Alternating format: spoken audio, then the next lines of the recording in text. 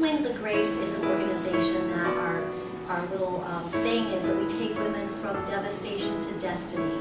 And these women are coming out of various hardships. They're coming out of situations like battery. They're coming out of successful substance abuse programs. They're coming out of incarceration. And they come to us from organizations that they've talked to a caseworker about a job. We get them by referral. They come to us and we help them create a whole new look for them. So that my idea is that when people come to us, it's like they've, it's like a relationship. You get into a relationship, you get all the way through the relationship, and you're at the stage where you need to get married. Where you don't have the wedding dress, you don't have the rings, and you don't have the person to make you say I do. We are that piece. We help them with that stage of their interview process to get prepared so that when they get in front of the hiring authority, they are the best they possibly can be.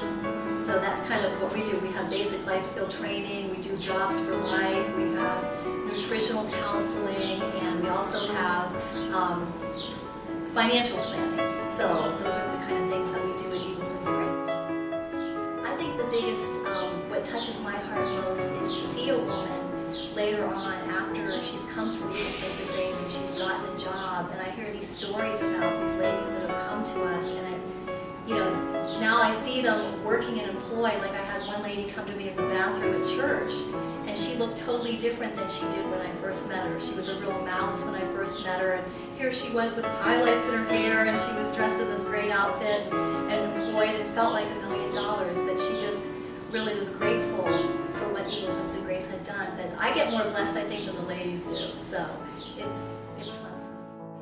My favorite story is about a young man named Johnny who was in our last class. And Johnny was only about maybe 24 years old. But poor Johnny had been in foster care ever since he was about 6 and had been in and out of juvies. And at age 12 or 13, he joined a gang. And he was a real gang banger and kept going into juvies, kept getting into trouble. And a lot of times when they put him back into his house, he'd be into homes where they beat him and abuse him and everything. So he wanted to act out so he could go back to juvies. So finally, after he got out, he started to straighten out his life. And he got married and everything. And then he had some things happen, and so he lost his position. He came to us for Jobs for Life, and his heart was to be a chef. He had two passions. He wanted to be a chef, and he also has a pastor's heart. He wants to be a pastor. Well, he had no skills except for being in a restaurant. But last time he called me, he keeps in touch with me, he called me, he's got a job at IBM. And he's like amazing. Plus, the marriage that was broken is now reconciled, and he has his children back, and he's like amazing. So thank you, Jobs for Life, and all the mentors that were around him.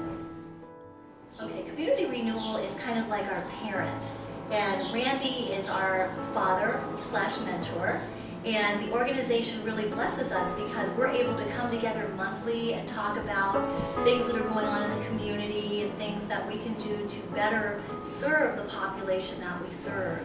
And we feel blessed to be under this wonderful umbrella and under the experience that you've had, Randy, in blessing this community and understanding who these people are. So